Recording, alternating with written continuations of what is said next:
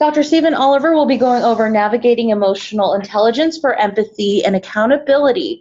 And I'll hand it over to Stephen now. Or actually, it's good morning in Arizona. I'm in Philadelphia, Pennsylvania, and it's afternoon. It's beautiful here in the 50s, sunny, and so it's a great day here in Philadelphia. So welcome to Navigating Emotional Intelligence for Empathy and Accountability. Just very briefly about me, I am both a professor and a executive consultant in leadership development. I teach at several colleges. Two that I teach at are the University of Pennsylvania and then the University of Virginia. And I teach at the University of Virginia online because it's a pretty far drive from Philadelphia. I teach doctoral students, master's students, and undergraduate students. My University of Virginia course is Emotional Intelligence in the Workplace, a full semester. You're going to get about 45 minutes today, but I do have a full semester course for business students. And then I teach in the Graduate School of Nursing at the University of Pennsylvania, a leadership program there, several leadership programs. Emotional intelligence is not new. This is not a new topic, but what's happening, it's taking a surge or resurgence in business for leadership and competencies for all types of professions, not just nursing, but many different types of topics. What I would ask you as I am talking or as I'm going over this information today, that you just think about how emotional intelligence can help you, or how your emotional awareness can help you both in your business and your personal life. Here are just some of the things that I would like to touch on. I've got a lot of slides here. You'll get a copy of these slides. But what I want to do is just go over the basics. Again, this is not brand new, but it's a good thing to help you reflect upon your own emotions, your own emotional intelligence, and where you are. So what I want to do is go over the basics of emotional intelligence, talk about the basic competencies of emotional intelligence, self-awareness, self-management, social awareness, and relationship management. These are the hallmarks of emotional intelligence. And then we will talk just a little bit about accountability and empathy, combining those two. We're also going to look just a little bit on your trigger points. By the way, how many of you have somebody or someone at work or at home who triggers you, that punches your buttons? Or maybe it's a system, maybe it's something, maybe it's standing in line at the grocery store or traffic. We all have trigger points. I'm raising my hand here because we all have them. And so one of the things about emotional intelligence is to understand those trigger points. Hopefully we'll be able to talk a little bit about the benefits of emotional intelligence, and then I'm going to ask you to consider a strategy. What's a strategy and an action plan that you can take forward? Even though this is a short video, a short discussion, what's one action, what's something that you would like to commit to doing? So that's just a little bit about what I'm going to discuss today. By the way, I do recommend that you take some type of an emotional intelligence quiz or test. There are many out there. There are several that are free. They're online. They're very short questions. Probably the most popular is the Emotional Intelligence 2.0 by Bradbury and Greaves. I'll show that up. You can see the cover is frayed here. I've used it a lot in consulting. I'm not necessarily promoting this book, but the nice thing is there's a test in the back of that book. You can take it. It's a short 30 plus question survey, and you can kind of get a sense on where your emotional intelligence is. This just opens the door for emotional intelligence, and it gets you to think about what's happening. Real quickly, I just wanted to say, first of all, I'm not the originator. I'm not the one who started emotional intelligence. This goes back, several decades. But what I have been doing for the past 7 or 8 years is teaching emotional intelligence. Now, my background is in human resource management and in healthcare, and so I've really woven in emotional intelligence. So that's really where I've come to the table on emotional intelligence. Again, this is a strong leadership competency that many companies are looking at to help with their leaders. Actually, last 2 weeks ago, I did a whole one-day training at a organization near Princeton, New Jersey, with the leaders of that company. We went over emotional intelligence to help them in their effectiveness for their leadership. Last summer, I did a whole 6 to 8 weeks for a nonprofit here in Philadelphia, and we looked at fundamental leadership skills, but the whole thing was woven through emotional intelligence. So emotional intelligence is a very important competency to look at, to learn, to relearn. One of the things is I am going to give you a story about accountability and empathy. It will be from an academic perspective, but you can use this story whether you're in the corporate world or if you're in academia or whatever place that you're in. So let's just talk a little bit about what emotional intelligence is. Before I get started, could I get you to all, I can't see you, I don't know who's there, but just take one quick minute, write down as many emotions that you've had in the past 2 days. Just jot them down. What kind of emotions have you had? Positive, not so positive, good, bad, whatever. Just take a moment and do that.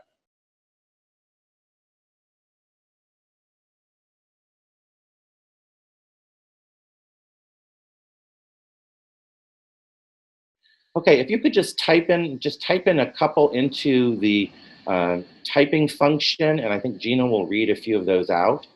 Just what are some of the emotions that you've had? And Gina, if you don't mind just reading them out if folks are able to do that. Yeah, so we're looking at satisfaction, frustration, happiness, irritation, feeling proud, exasperation, anger, and many more. Happiness is one, anger as well. Are real. They are real. Let's see, can you hear me? Okay, Yes. so those are real emotions, and I usually ask the question, but it's pretty obvious. As a leader, it's really important to be in tune to your emotions, to understand them. It's okay to have them. I can drive up and down I-95 on the East Coast here from Philadelphia to Washington to New York, and I can go through all of those emotions in just a couple of hours. I can do that actually in 20 minutes, just getting out of the city. But it's really important for you to understand your emotions as a leader. This is really critical because others look up to you, others observe you, others watch you, and your emotions can spin off towards others, be they positive, be they negative, be they in between, be many of these. So it's really important for you to be aware of those, understand them, and recognize what they are. So, what is emotional intelligence? Well, emotional intelligence increases through our lives. Hopefully, the older we are, and if we're willing to understand and recognize and utilize our emotions, it will grow. Emotions will increase. It's about maturity. It's about people skills, behavior skills. It increases your leadership effectiveness. That's just the short, what is emotional intelligence? By the way, this is a quote from Daniel Goleman. Emotional intelligence is the intelligent use of our emotions. Now, where did emotional intelligence originate? Again, I'm not one of the originators, but I've just used this a lot in my teaching and in my consulting.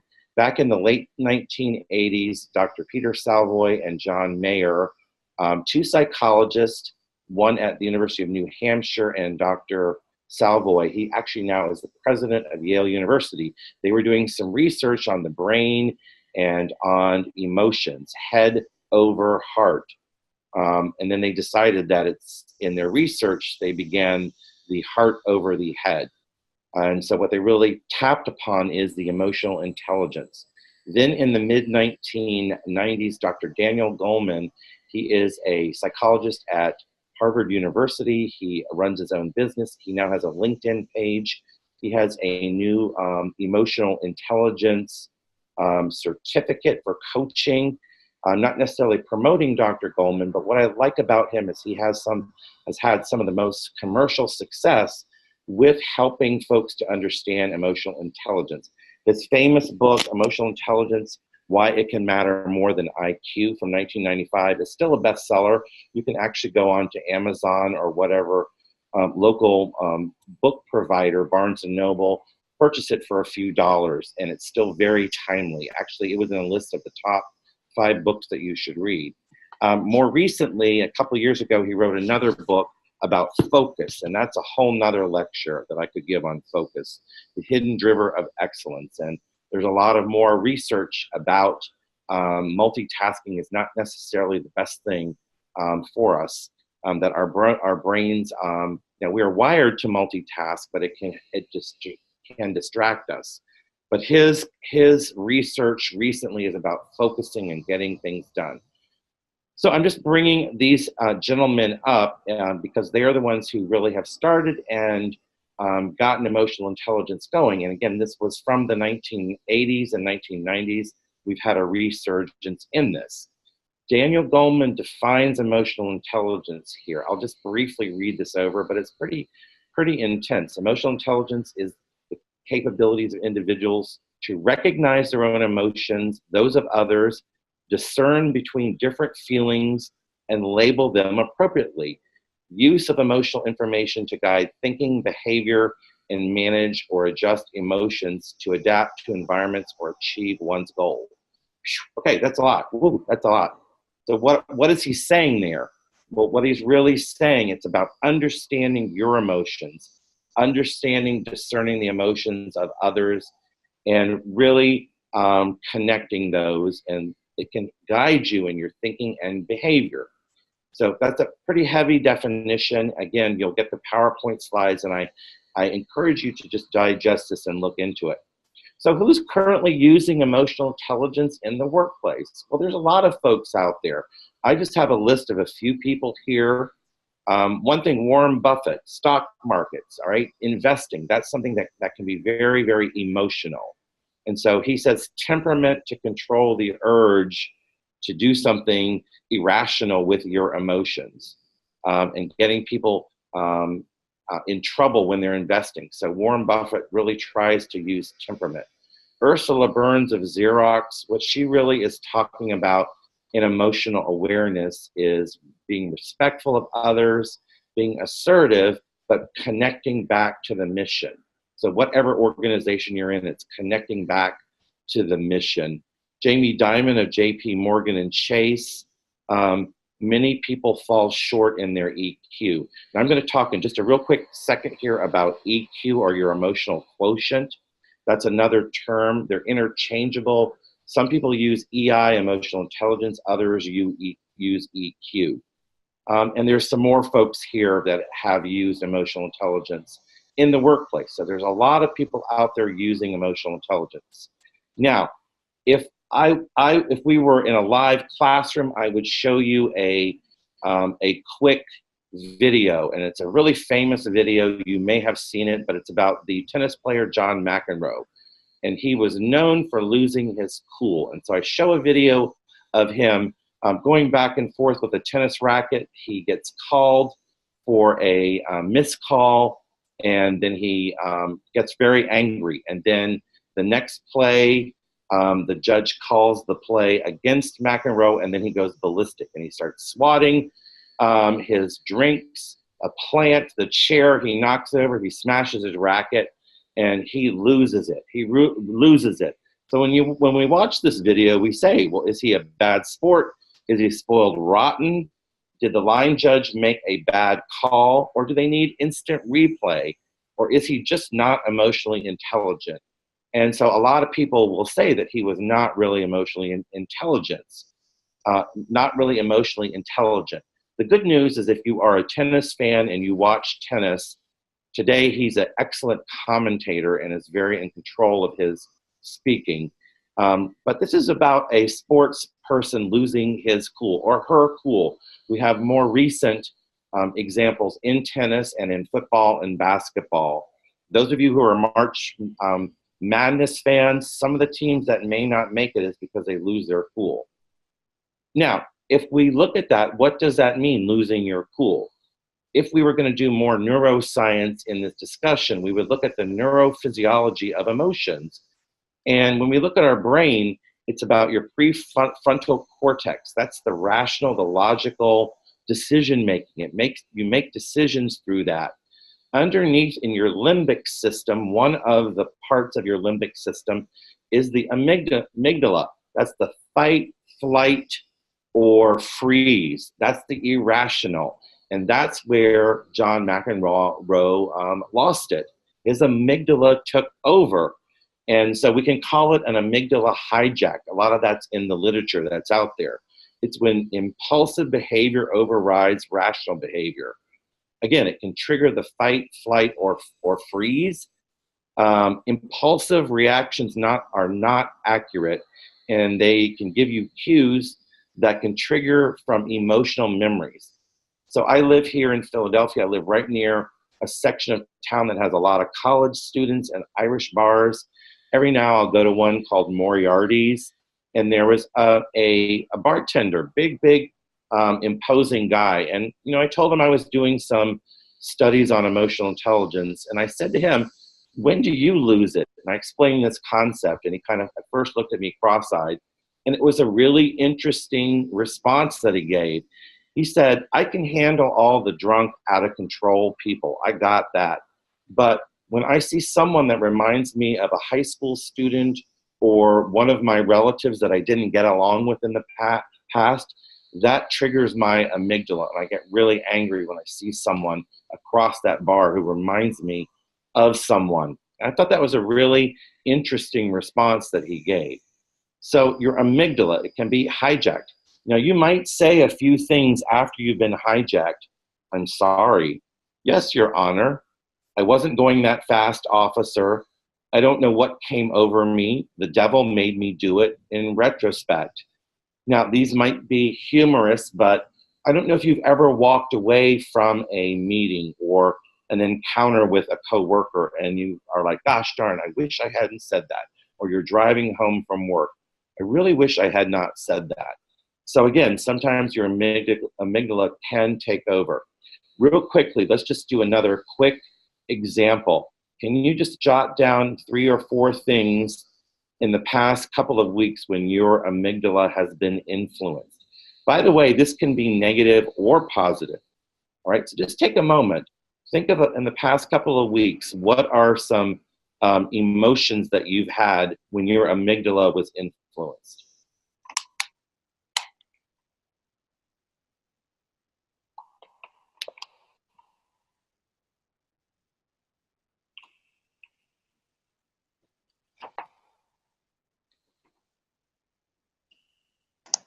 Someone commented with road rage with an aggressive driver, which I totally understand.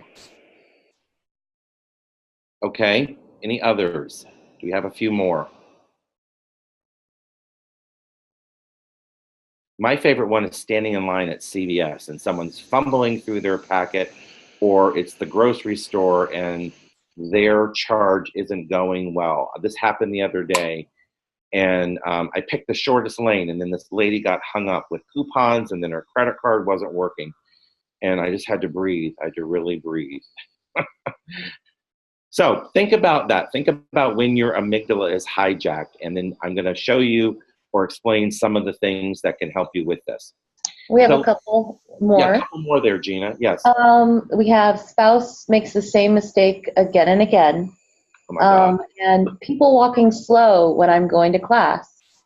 Another one is at the airport and someone doesn't know how to get through security.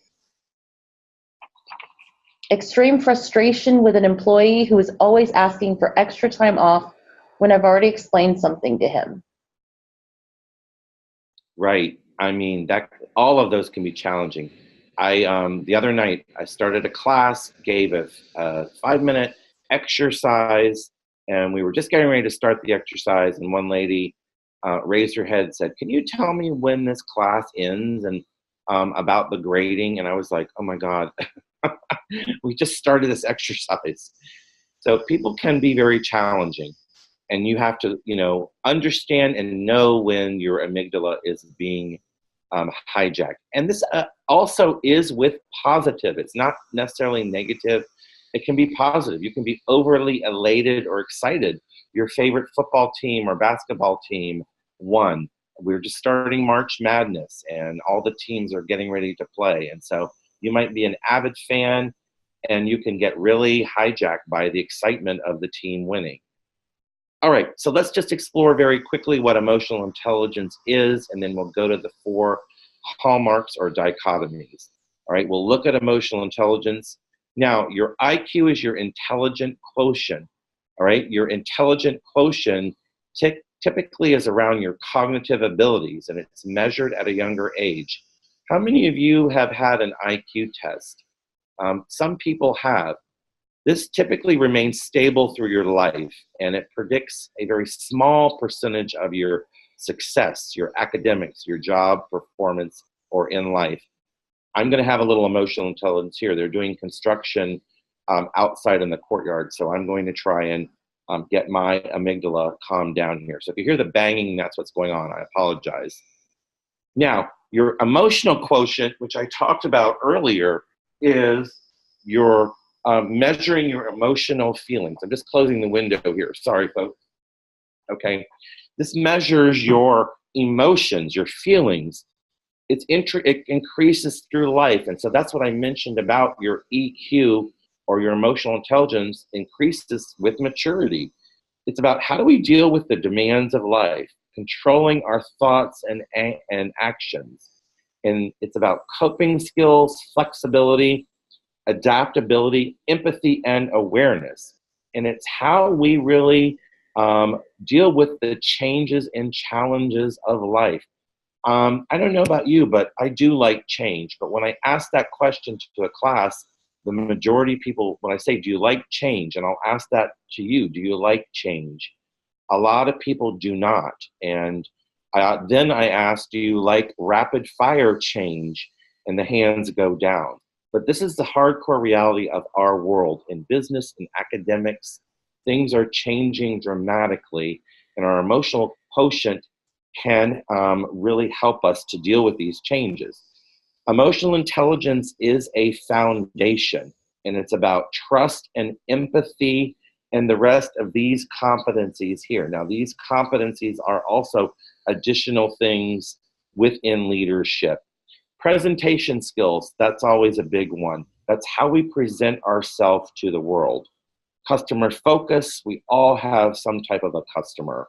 Communications, decision-making, time management, flexibility. But there's the accountability and the empathy here. And those two are really important. However, we're focusing on emotional intelligence and your EQ today in this discussion. The whole person, though, our IQ, our intelligence, and our emotions are all a part of us. So your EQ is a part of the whole you. Now, I'll come back to that in just a moment. Let's look at these 4 competencies.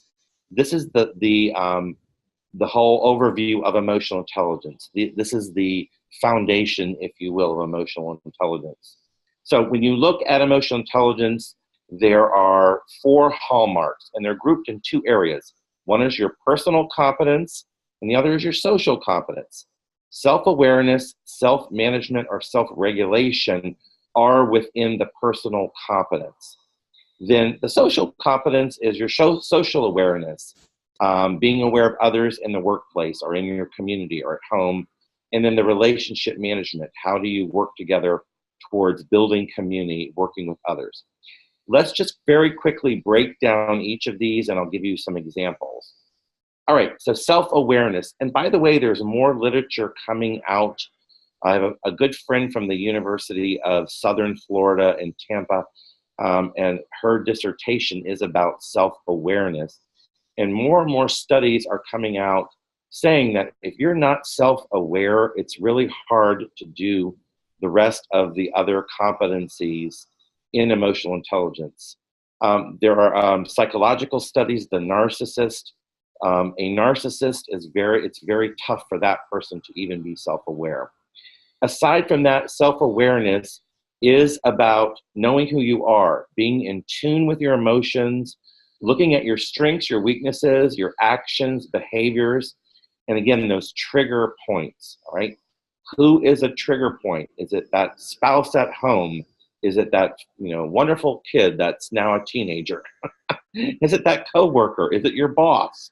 What is that trigger? What is that thing that punches your buttons? You have to be aware of that. And again, this is not always negative. It can be positive. What are those positive things that get you excited? And those things that, have you want to get up every day in the morning and go to work. So being self-aware, being aware of yourself. So here's just a real quick story here, and maybe you can help out in this. So I took this from a classroom experience. Again, you can use this in a corporate setting. There was a professor, she was teaching. There were 5 students in a corner, giggling, looking on the laptop. She asked them several times to pay attention. She stopped the class. She called them and she said, stop, answer the questions. And they didn't do anything. Then she was furious, and then she kind of went off and went ballistic. So what do you think is going on here with her own self-awareness?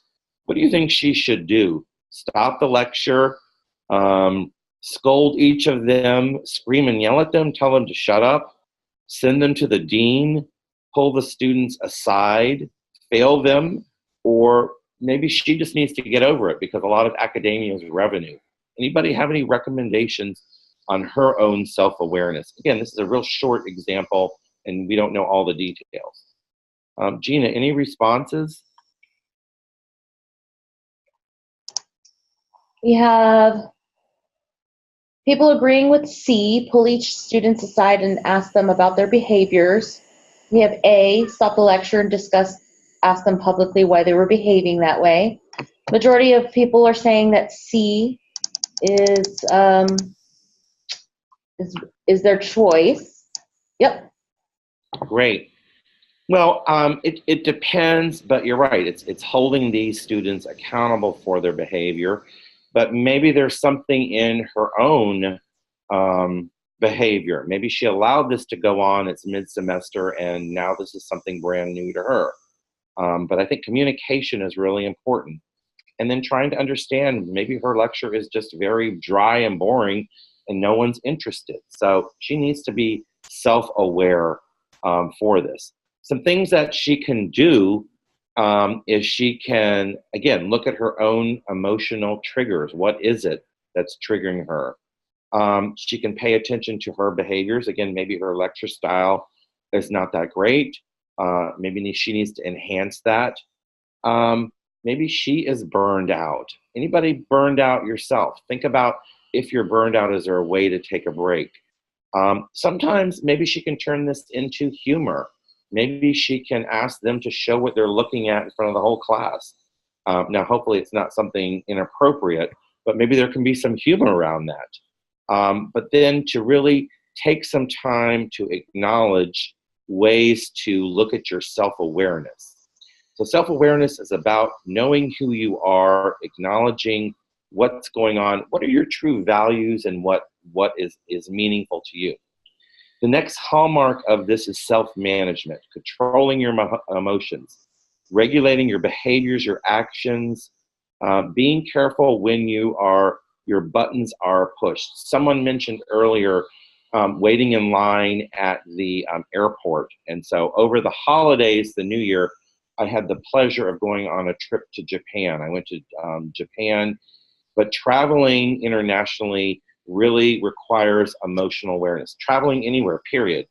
But I had to be very careful and breathe. I breathed a lot because those lines are really tough on an international flight. And I had to modify my responses. The last thing I wanted was to be pulled aside and held in containment because I was emotionally unstable there. But aside from that type of dramatics, again, your self-regulation is about your actions, behaviors. More and more violence is occurring on the road, and someone mentioned road rage, so being very careful. If someone cuts you off, yes, it's frustrating, but there's a lot of danger there. So the second hallmark here is self-management. How do we regulate? By the way, triggers. And so let me ask you again, one other quick exercise. What are some triggers? Some triggers, things that really trigger you. And again, you may have already there may have been some similarity to your amygdala. But what are a couple of triggers? And again, it can be positive, not necessarily negative. So just take a moment and jot that down, and then if you could let Gina know that.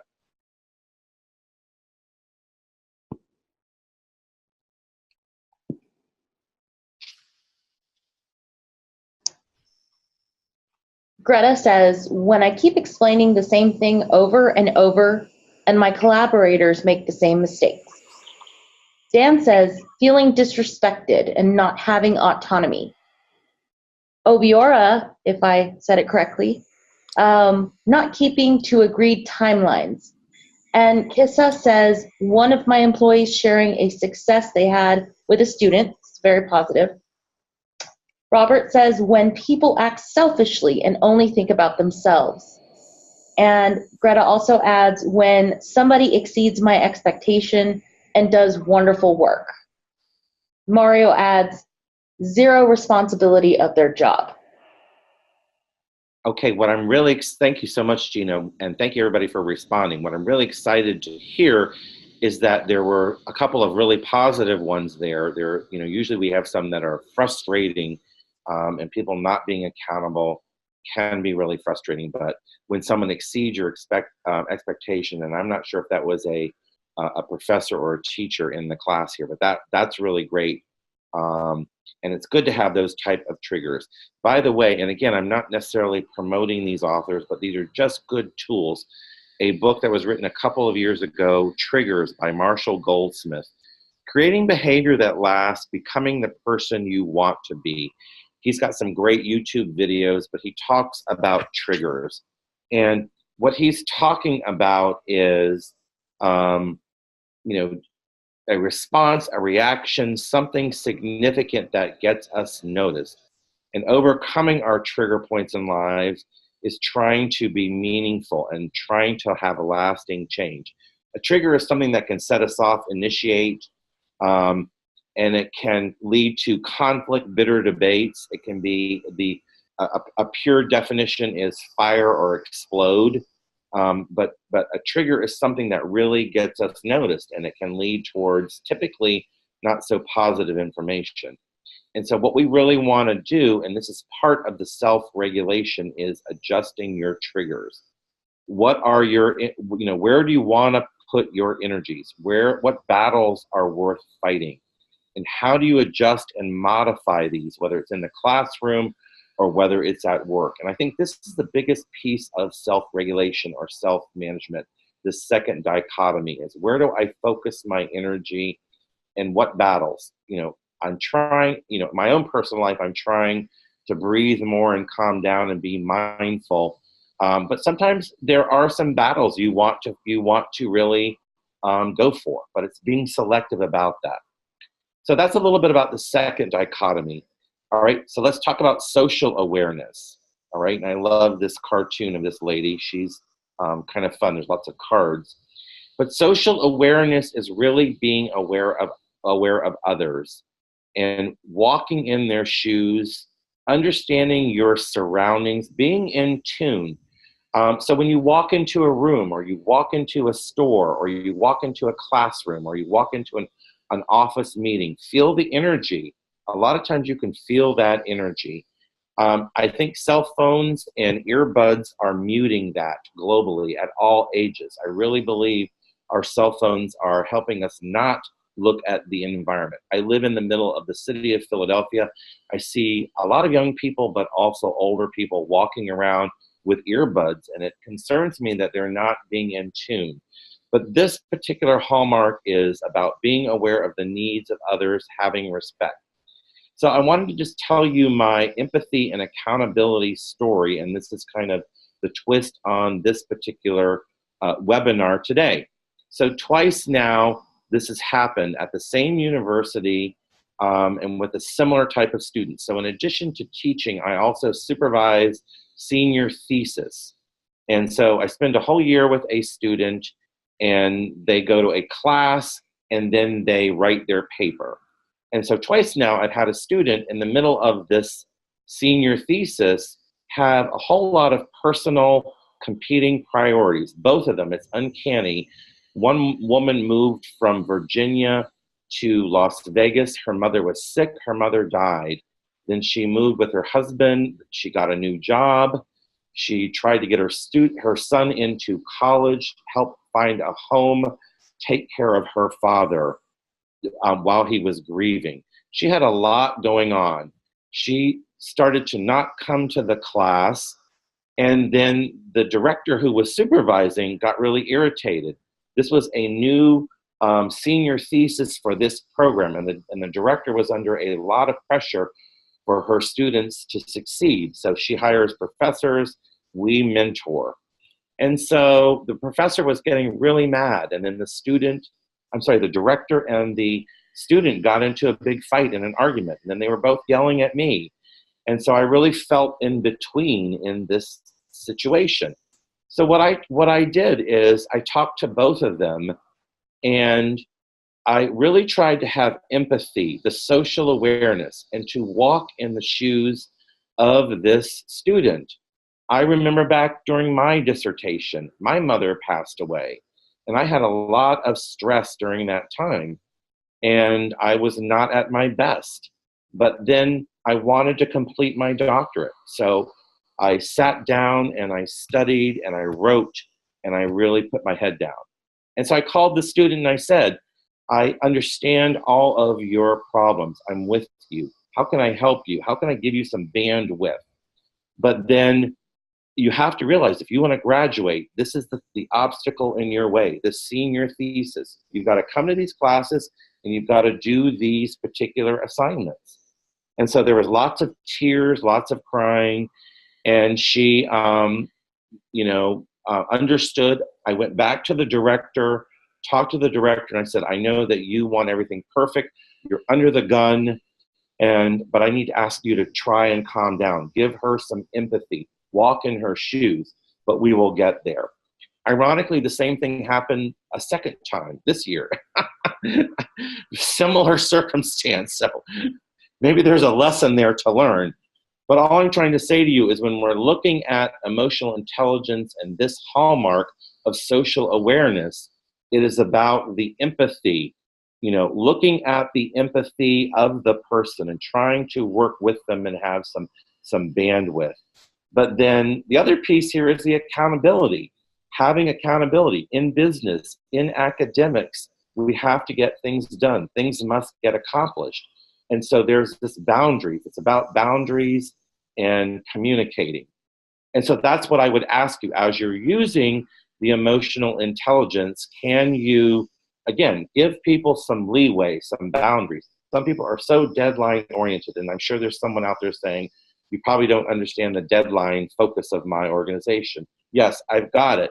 But if we can have some boundaries, some creativity, then we can get to where we need to be. All right, time is really ticking away here. So what I want to do is go over the last hallmark and then give you some strategies. There's mindfulness in there, we'll come back to it. But I just wanted to get to the relationship management. This is the fourth hallmark of emotional intelligence, the fourth component to this.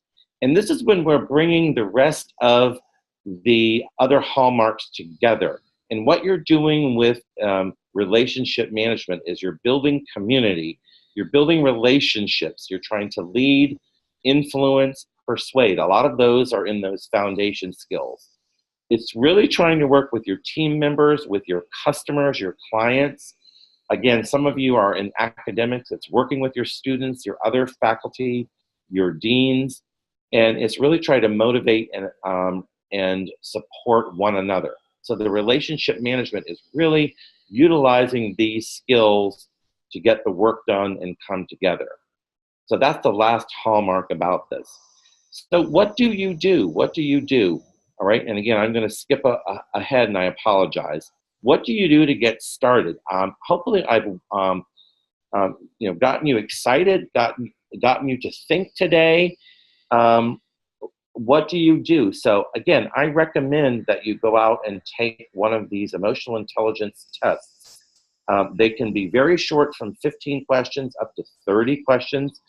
From the Bradbury and Greaves, that's probably one of the most sound But there are also even, stronger competencies, a lot stronger tests. You can take one that's 130, 150 and get it all normed and there's a lot of reliability and validity to that test. It just depends on how deep you want to go. But what I recommend you do is that you take this test. Now, most of my students, when they take the test, they're a little disappointed because their emotional intelligence scores are not as high as they want them. We're so focused on scores in our world. And what I say is this is an opportunity. This is a pure opportunity for you to start the journey of emotional awareness. But what I say is pick one of those areas. Look at your strengths, look at your deficits, pick one. Pick a time frame and get a trusted advisor, your husband, your wife, your partner, a trusted friend, a trusted business colleague, and then have them hold you accountable. Do some accountability there on trying to improve. So say if you want to work on your self-regulation, you might honk at that person who cuts you off. Maybe what you can do is to just work on that, to breathe more, to be more mindful. So take this test, find someone to help you out, and then set a time frame. Then this particular tool that I'm talking about, it allows you to take it twice. So after a period of 3 months or so, take it twice. Now, this is what I challenge you with, is to go out, find a test, and then work on that. Now, as I'm talking, you may have already discerned that one of these areas you need to work on. So I challenge you to try to work on that, one of those areas in the next month or so. Very quickly, the one thing, again, that I like about this book, and I know like I sound that I'm promoting this book, but it has strategies for success connected to each of these competencies. For self-awareness, so what it says is to, again, check yourself. Our moods, we have moods, and we say bad mood, good mood. And I even asked you that at the beginning of this session to write down. But the key here is to not really be fooled by your mood, to really just assess it, understand it, and recognize it. And then again, know what pushes your buttons. All right, the second one here is a strategy. And again, that's what I love about this book, is the strategies are listed here. And they're not very scientific, they're very common sense. If breathing is so important, to breathe and to really just try and count to 10. Now, I put count to 1,000. There are some incidents that make you count along. Smiling can really help out. Again, this may sound very elementary, but smiling can really turn things around. I live in a pretty tough area, Philadelphia, Pennsylvania. It's a wonderful city, but people are pretty tough here. When I walk down the street and smile at people, I get a really different reaction. Now, one or two may think that I'm a little lunatic-y, but that's fine. Now, another piece here is your self-talk. This is so critical. What is self-talk? It's that when you get up in the morning every day and we start in our brains self-talk, and I would imagine many of you do this. There can be mornings I get up, it always happens when I get in the shower. I think about my day, I think about what's going on, and the self-talk can happen. Sometimes it can be defeating. I don't want to do this. I don't want to go to this class. I don't want to go to this. Why did I sign up for this? Why am I doing that? This negative self-talk can come. If you can turn that around, if you can check it and say, all right, what am I thinking about? A good friend of mine yesterday was very, very negative. And I said to him, can you tell me 3 things that you're grateful about? What are you grateful about? Well, it kind of ended the conversation. He stopped complaining. I think he went to think about it, but it's like, what are the good things that are going on? And then visualize succeeding. Social awareness, just these real quickly. Body language is so important, all right? And again, step into the shoes. You might be really angry and frustrated about someone or something, but step into the shoes of someone. I go back to those 2 students in the senior thesis. They were under a lot of stress, a lot of competing priorities. And at a moment in our conversations, they didn't want to do their thesis anymore. But then the second part is I want to graduate. And so I walked in their shoes because I've been there myself. I've gone back to school at night while working and had challenges with family members in life. And so I walked in the shoes. So that's part of it, is being aware of that person. And then the last one is relationship management strategies.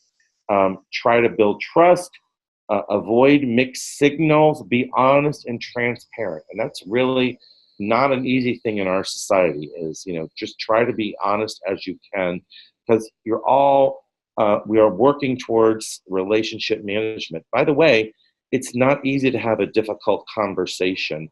And so emotional intelligence can help when you're having those difficult conversations. Gina, how am I doing on time? We have about 15 minutes, but like I said, we can go over if you'd like, since we will have a lot of questions, I believe. Okay, so let me just address one final thing, and then we'll go to, again, I had a lot more packed in here, and I wish I was with you all afternoon, but I just wanted to address one other thing here that goes hand in hand with emotional intelligence, and then we can do some questions. So another piece to emotional intelligence is considering mindfulness. Mindfulness is another hallmark that is out there within business. You may have heard about mindfulness. By the way, mindfulness is something that's really connecting to academic medical systems. The University of Pennsylvania here in Philadelphia has a whole mindfulness center, and they actually have an 8-week course, and many physicians and nurses and allied health are taking this. I know the University of Virginia is doing that, and you may have that within your own state and where you're located, but a lot of academics.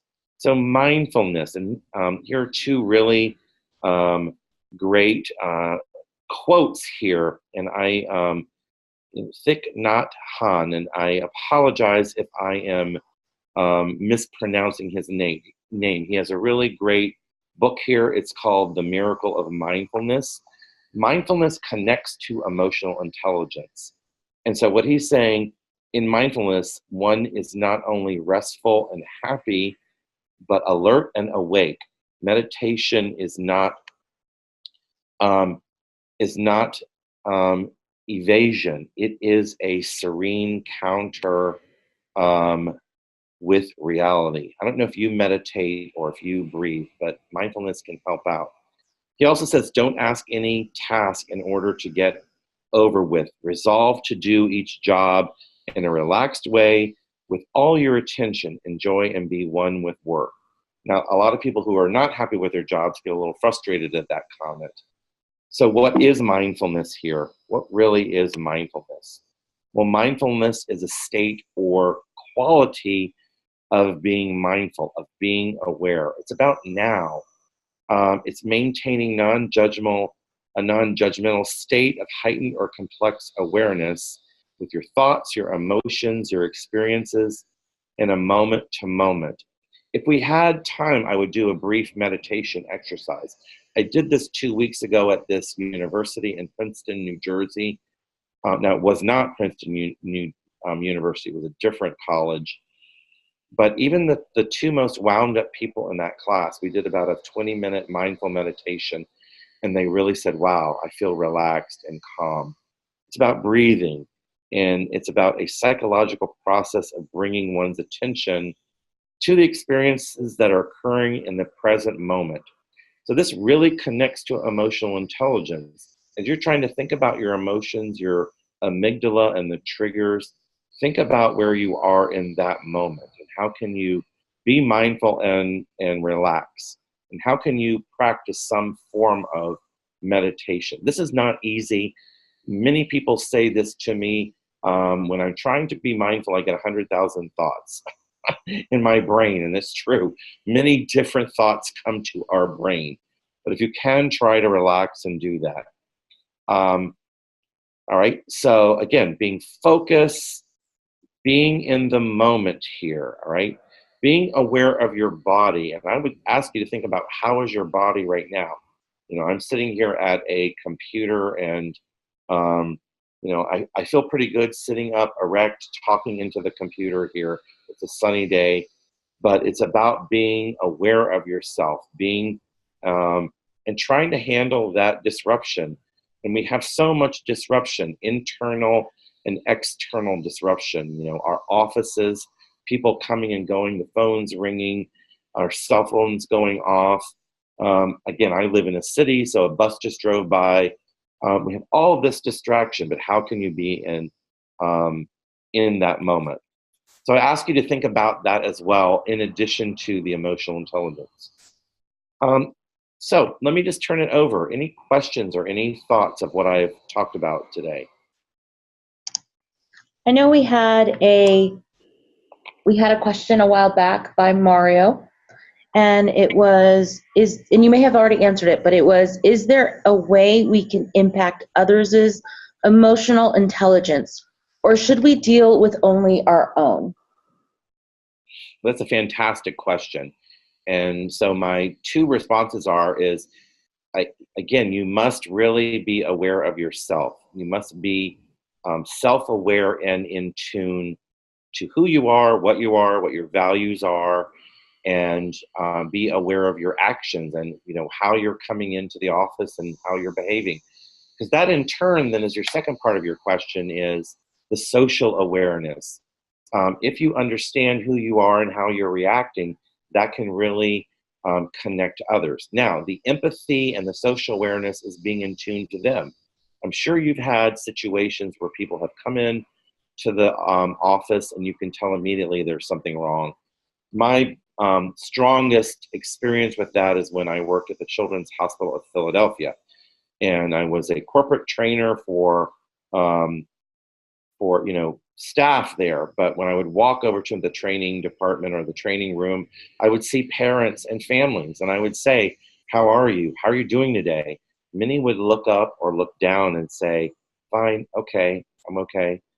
And I could tell with their nonverbals that they weren't okay, that they were horrified or terrified or sad or afraid because their child is sick. And so it's about being in tune and being aware of them, and then adjusting and modifying my emotions to them. So I hope that answered your question, Mario. All right, if anybody else has any questions, just put it into the chat box.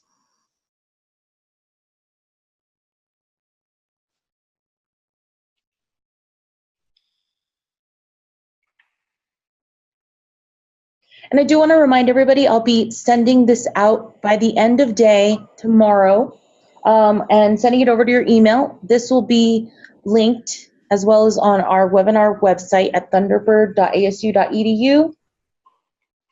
You'll also receive the PowerPoint. A. Hunt says, what are ways to increase self-awareness in the workplace? Okay, that's great. Many things that come to mind here. Again, I recommend that you take one of these tests. I mean, the test can tell you where you score on this. The other thing is to be mindful of your own behaviors. One thing that can happen is if you're really frustrated and you feel something coming on, whether it's, you know, an anger or frustration, look at your own body cues. Look at your facial expressions. Feel the temperature in your face. You know, pay attention to your body. Do you have a stomach ache? Do you have a headache? You know, pay attention to your own body. This is the next recommendation, is not necessarily the easiest to do, but to connect with trusted allies or trusted cohorts. Ask them to give you feedback. Feedback is not an easy thing. And you know, you have to be brave and have courage and to say, can you help me? Can you tell me when I may be not necessarily acting the best in the workplace, or I mean, maybe overexcited, maybe I'm talking too much, maybe I'm withdrawn, I'm introverted, and I close the door and I'm not responding. So get a trusted ally to give you feedback, or more allies. It becomes easier. So again, paying attention to your own body, your internal feelings, getting someone to help you, taking this test, and then there's also lots of websites you can go on as far as gratitude and emotional intelligence, and you can do some research or watch lots of YouTube videos to help explain this further. So I hope that helps. Jason says, how do you recommend us to handle a situation when we're faced with a colleague who is experiencing an amygdala hijacking? Okay, that's great. Really great question. I mean, I think, there's not one canned answer because everyone responds differently to amygdala hijacking. Some people can be very, very violent and very, very angry. I think the thing is to be calm. I think to try to have a discussion with that person. If they are hijacked in a public setting, like a meeting, do it separately and sit down and ask questions. Ask questions as to why they are so frustrated. The other piece here, which we don't do enough, is listening. To really listen to that person, to sit down and hear their story and let them explain why they're so frustrated, because that might give you a clue as to what's going on. But I really think it's an individual case by case. And, also, again, look at your own reactions. This might be someone that, you've told over and over something and they're still not doing it. And you can be really, really frustrated with that person. And so it's about, trying to walk in their shoes, understand why they're frustrated, and to really breathe with them. And it takes practice as well. Mario says, for work, does the emotions affect equally to millennials than other generations? Great question. And I wonder if you are a millennial, Mario. Just having some fun there. So they're starting to do some more research out there. It's more on gender. There's a little bit of research out there about emotional intelligence. It's pretty much even amongst men and women, the emotional intelligence. I'm trying to see if there's something on age. Some millennials may not have as much experience within the workplace.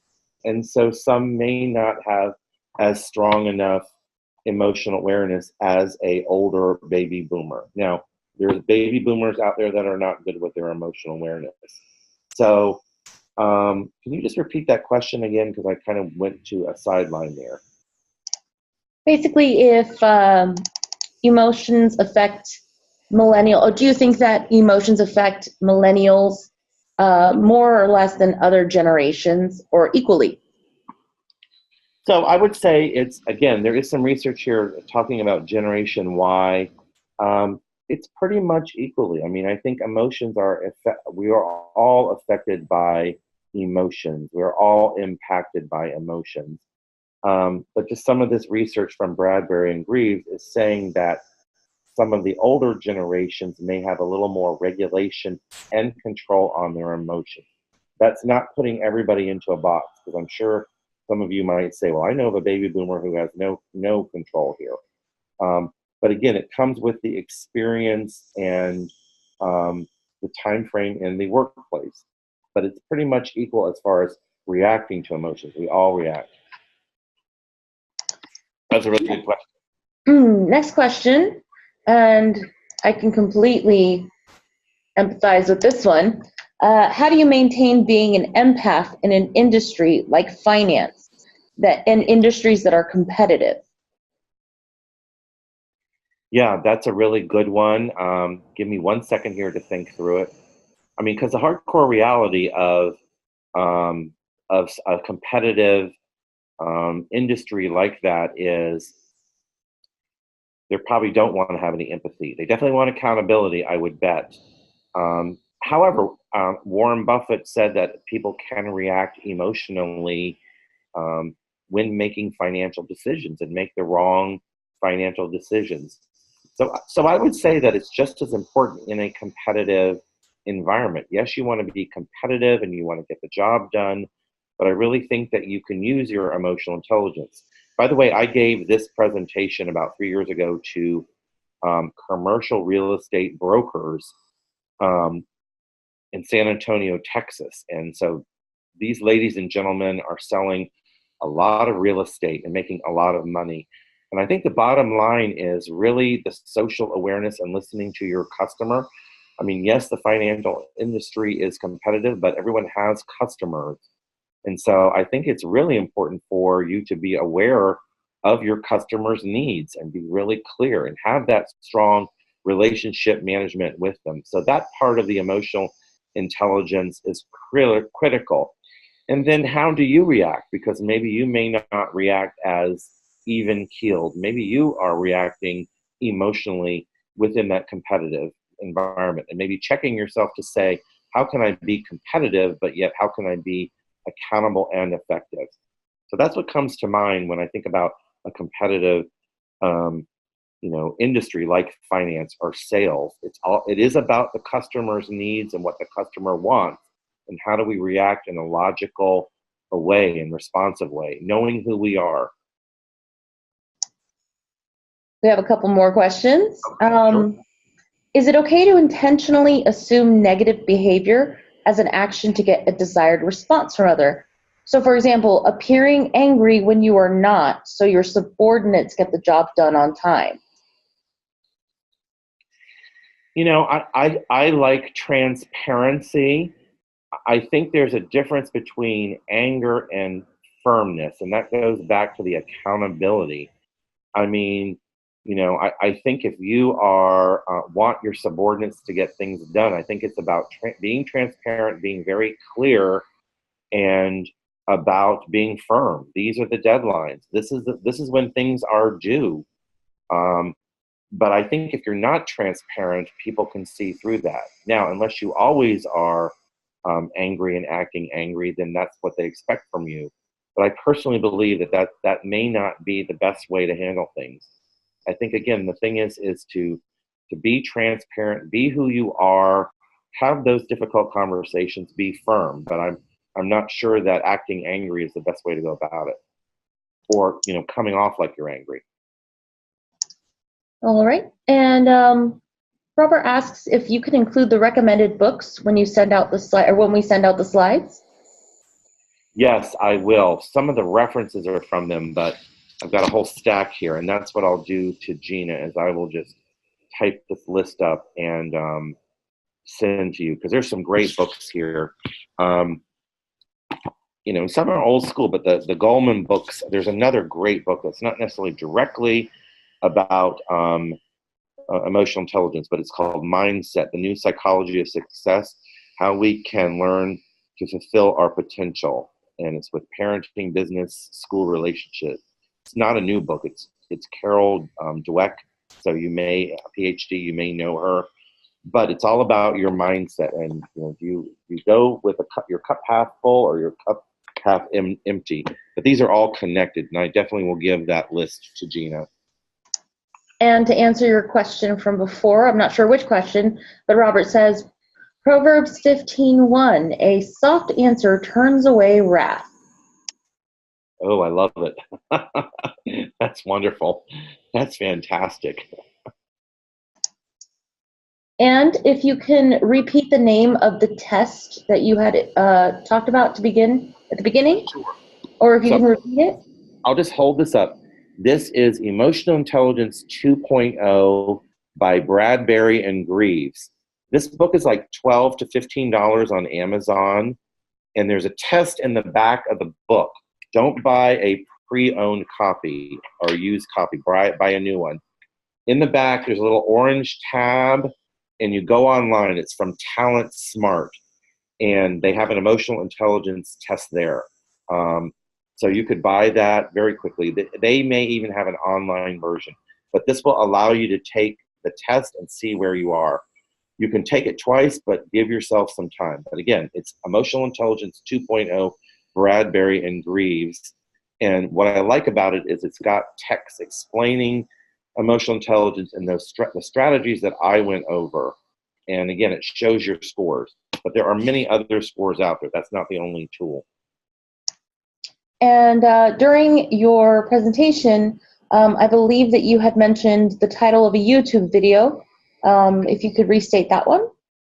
Sure. So there's several out there. Those are John McEnroe from the 1980s.